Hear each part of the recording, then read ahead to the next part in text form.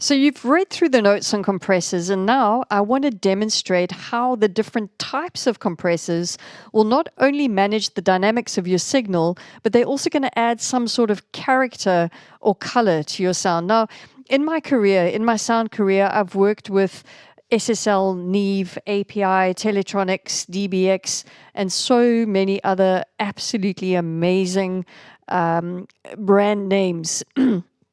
And in Logic, we're very privileged to have 7 different compressors. We've got the nice digital clean compressor here. And then, of course, we have the emulations of some of the most famous, or 6 of the most famous vintage compressors. So the first one up is the Studio VCA, which is emulated after the Focusrite Red compressor. It gives a really nice, clean, smooth sound. It's really versatile and can be used on a lot of different instruments. Then we have the Studio FET as well as the Vintage FET. And these 2 compressors are emulated on the versions of the classic Yuri 1176. They offer a really nice warm and it gives a really nice fat, warm and edgy sound. You can also dial in big aggressive drum sounds. It's a go-to for many sound engineers for vocals as well. Then the classic VCA over here, this one is emulated on the DBX 160 and 160 and the 165. It's really cool for vocals. It adds a lot of subtle color and flattery to a vocal. It gives a really nice, warm, fat sound. I really like the sound of this compressor. And we have the Vintage VCA. And this one is based or emulated on the SSL Masterbus compressor found on the classic SSL 4000G console. Now, I've had the privilege of working on the 4000G and the 4000E consoles. They are amazing. And this particular compressor is known to be able to just glue a mix together. We call it the glue, is actually just its nickname amongst engineers the world over. Then we have the Vintage Opto. And this is emulated after the Teletronics LA2A. It's a classic, it's a tube-based optocompressor, and it's actually a favorite for vocals. It allows relatively heavy compression with a very musical result. It just somehow manages to preserve the performance of vocals and the dynamics, even though there's quite extreme level management. It's also just really offers a warm but a gentle sound. So it's also a go-to for a lot of engineers on vocals. Right, so that's just a really quick overview on each of the different compressors here. And I've actually loaded it onto the lead vocal, as you can see. And now I want to go back, and you'll notice that most of the controls are the same. The threshold ratio and makeup will remain the same throughout, but the other controls will change as we dial in the different types of compressors. So I'm going to just, as the song is playing, I'm just going to switch between the different types of compressors. I'll just remember that mixing is all about your ears. Yes, it's technical and creative, but you've got to really develop a good ear for mixing. So some of these might be a little bit difficult to hear at first. Keep persevering. At the bottom of your screen, it'll pop up with what's happening to the vocal, just to give you a visual explanation as well as get you to hear what's going on as well. So without any further, all right. Right, so here we go. Let's have a listen. Here's the digital compressor, and so we'll work our way through. Don't forget about me. I can live in your dreams. I'm not the person who make you fall in love and then fall asleep.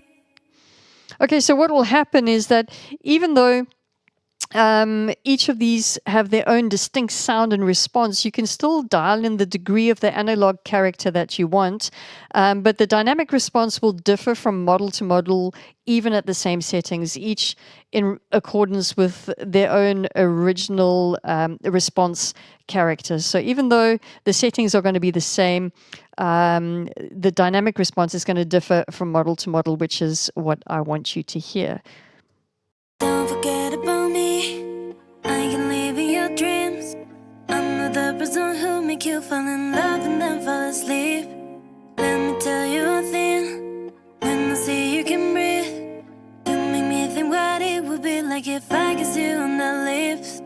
If you think about me, you can say you love me, where you always hiding, where you always hiding. Worry about it, it's secret. Don't worry about it, our feelings. Don't worry about it, it's secret. I won't say anything. Don't worry about it, it's secret. I won't say anything. Yeah. Worry about it, it's secret. Don't worry about it, our feelings. Don't worry about it, it's secret. I won't say anything. Don't worry about it, it's secret. Don't worry about it, our feelings. Don't worry about it, it's secret. I won't say anything. Don't worry about it, it's secret. Right, so now I'm going to add it into the whole mix. Let's have a listen. I can live in your dreams. I'm not the person who make you fall in love and then fall asleep. Let me tell you a thing. When I see you can breathe, you make me think what it would be like if I kiss you on the lips. If you think about me, you can say you love me, where you always hiding, where you always hiding. Worry about it, it's secret. Don't worry about it, our feelings. Don't worry about it, it's secret. I won't say anything. Don't worry about it, it's secret. I won't say anything. Yeah. Worry about it, it's secret. Don't worry about it, our feelings.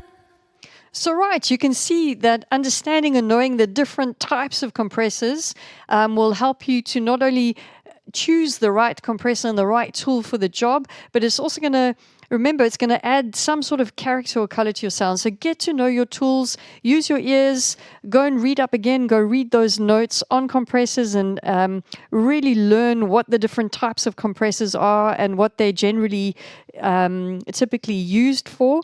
And then don't forget to experiment because the type of compressor that you're going to load up onto your next instrument, whether it's your vocal, your bass, or your guitar, whatever it is really going to influence the sound. I'm going to give you another example. There's an API, and I've put it onto the main groove over here. Just going to quickly solo that section. And we've got this beautiful API 2500 compressor. And just have a listen to the groove. All it does is what it does is it shapes the punch and the tone and the character of the sound. It's really versatile, but it's particularly awesome on drums, and particularly if you're actually into electronic dance music, one of these is a good investment. Have a listen. And watch how it just tightens up that bottom end.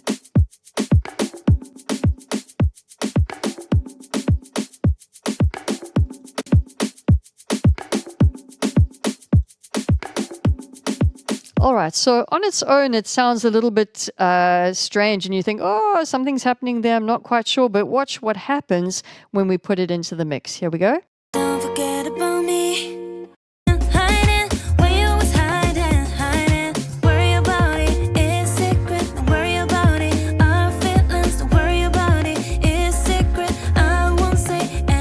Just adds this glue and this punch and this nice warmth into that groove. Worry about it, it's secret. Don't worry about it, our feelings. Don't worry about it, it's secret. I won't say anything. Our feelings. Don't worry about it, it's secret. I won't say anything. Don't worry about it. right, well, that's it from me on compressors for now. I'll be back with another tutorial. Don't forget to go and experiment. Please go read your notes, go learn what the different types of compressors are and the kind of sonic character that they could add to your sound and how they can really influence your mix. And then don't forget to utilize them, try them out and experiment with them until you find something that really works. Obviously, it goes without saying, but I'll say it anyway. I would then choose the compressor that I really like the sound of, and then we start to make adjustments and we start to tweak in order to make that sound fit into the mix a little bit better. All right, I'll see you in the next video. Thanks for watching.